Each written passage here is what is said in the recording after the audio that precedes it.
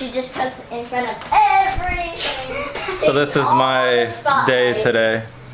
Just sitting out in the garage, just put different wheels on the Supra. The kids are in between class for homeschooling, got the Lambo in the garage. Today's the day that Sean told me he's gonna buy the Lambo. Love bug. Love bug?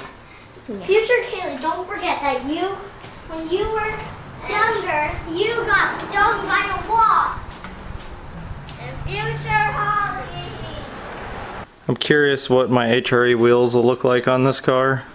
So they're stacked here. I'm gonna go ahead and back the Lambo up so I can stick them on this side of the car just because it'd be simpler and see how they look. With the car being black and the wheels being black, I don't know if it'll be too much black, but it'll definitely make the brakes a lot more noticeable than right now because these type of mesh style wheels really cover them up. So I'm gonna go ahead and back this out real quick.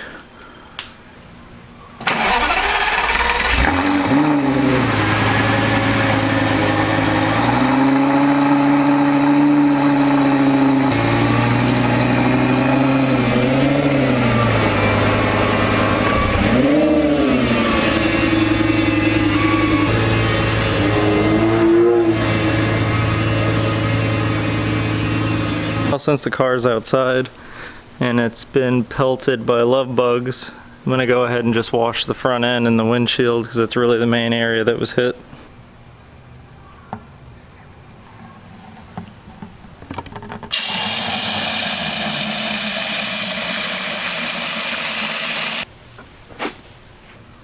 The carnage.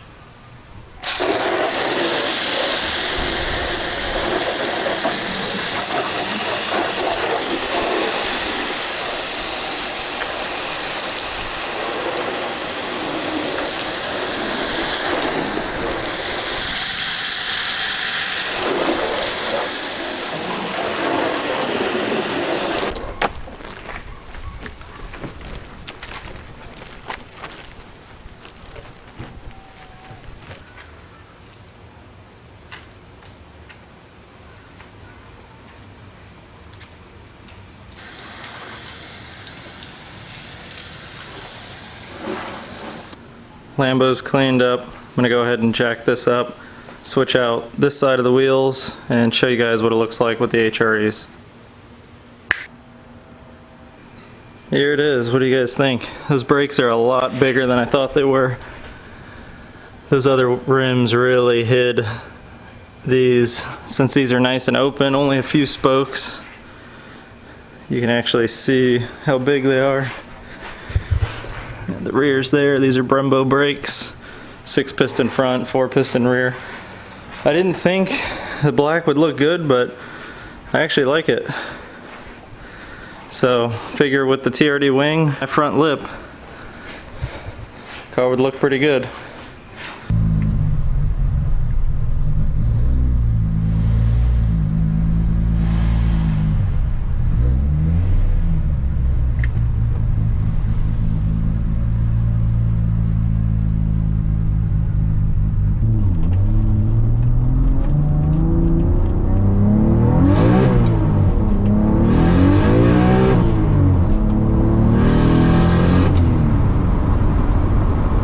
Well, it's been raining a lot, so I haven't really had a chance to film the car, but here it is. And it's also sitting on the HRE wheels. It's a 94 twin turbo 6-speed car, converted to single turbo. It's got Brembo brakes.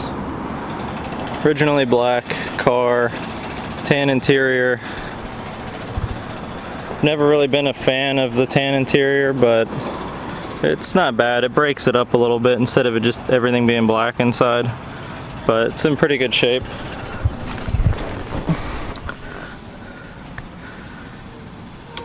Has the Stu Hagen LED conversion and the custom TRD looking tach and odometer and whatnot. It's got the Pro EFI display. 6-speed, of course. Got the different boost settings. Interior wise, it's in pretty good shape. Got my GoPro back there. go ahead and show you the engine. Under the hood we got a 2JZ GTE motor. It's a stock bottom end. It's got ARP head studs. It has GSC valves. It has HKS 264 cams, and it has GSC single valve springs. On this side, it's running a Precision 6266 dual ball bearing. It has a Sound Performance twin wastegate, the SP1 manifold. It's got 2 tile wastegates, 44 millimeters. Catch can.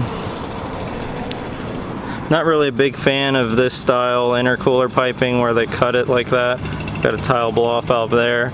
Also not a fan of running the piping that way. Usually I go right from the turbo there and go straight down so you don't see it.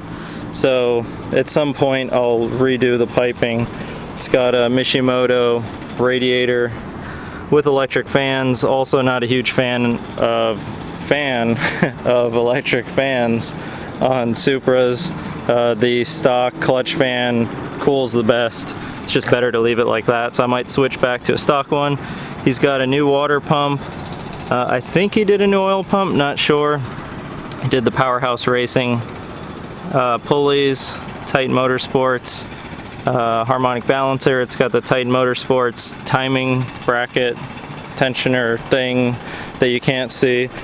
It has 2000cc injectors, Titan Motorsports fuel rail, 2 Walbro 450 fuel pumps, Pro EFI standalone system,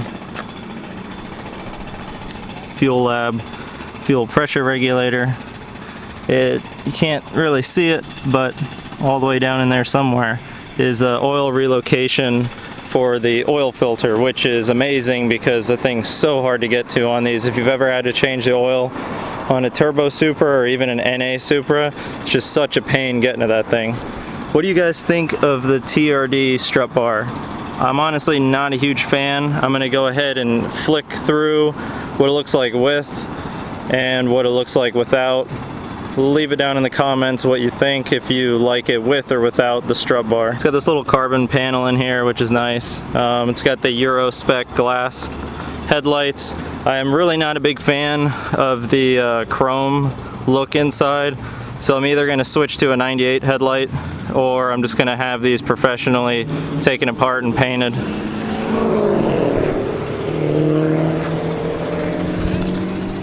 Brakes look pretty good. There's 6 piston in the front and 4 piston in the rear.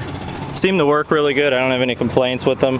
They are the cheaper Brembo kit. I believe they're off of an SVT or something like that. I think you can get the fronts for around 13 or 1400 bucks. I'm not sure how much the rears are, but I think total it's only around $2 grand or so to do front and rears, so it's a pretty economical way to go about it. Running the stock wing for now. It's got an HKS 4-inch titanium exhaust, just like on the Quicksilver car. Really like the sound of those exhausts. They have that really pingy sound. It's got that stereotypical like big boy Supra sound. I'll go ahead and pop the trunk for you to show you the rear. The rear of this thing is very clean. I'm assuming this carpet was replaced at some point because it looks and feels like new carpet. It's even got the little instructions for how to remove and store the target top, which is pretty cool. You don't really see that too often anymore on Supras. They're usually removed. This panel is actually in good shape. He just flipped it over so the sun wouldn't beat up this because they do tend to fade. So that's pretty cool that that is there and functioning. You don't really get that a lot anymore in Supras. Usually all that stuff's removed nowadays. The antenna works, which is cool. You're probably wondering how much power the car makes. Well, on E85, on its highest boost setting, it makes 705 horsepower to the wheels. On 93 on the highest setting, it makes 639 to the wheels. On the 93 setting, that's a little high for my comfort, so I may have the car retuned. But honestly, I'm really considering going with a bigger turbo. This is the first Supra I've had with this small of a turbo, a 6266. It's cool and everything, but I just kind of like the bigger turbo sound and the little bit of lag. Like, this thing's pretty much instant and you're just spinning the tires like instantly, even on the lowest power settings on this thing. But it's starting to rain here. It's finally starting to rain here a lot, which is nice for my yard and my wife's plants, but for driving cars like this, it is not so nice. So I'm gonna go ahead and close this up, hop in the driver's seat and show you the Pro EFI and then go home. We are in the car because it's starting to rain. I'm gonna go ahead and start this thing up. So you've got the Pro EFI display. He has like a plastic protective film on there. I'm gonna leave it on there for now so it just doesn't get scratched up. But switch over, I just leave it on there for the air fuel ratio. We're gonna go ahead and push the clutch in and start it up. Sounds pretty good. It's got a little bit of an idling issue, so sometimes the cams sound kind of lopey, but that's just an idle issue. Kind of comes and goes. But it's idling at a good 14 right now, which is really good. I thought this was pretty cool. So the guy I bought this car from had this screen on his radio, the warning danger manifold from Fast and the Furious. I don't know how well you could see that. I thought that was pretty cool, so I'm gonna leave that on there.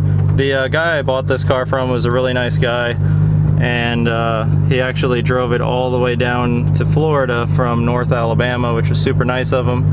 And so yeah, I bought the Anthracite car because I was going to sell the Quicksilver car and I was going to build the Anthracite car. But like a couple days after buying the Anthracite Supra, this one popped up, and this one already was single turbo, already had a ton of stuff, really similar stuff to what I wanted to do.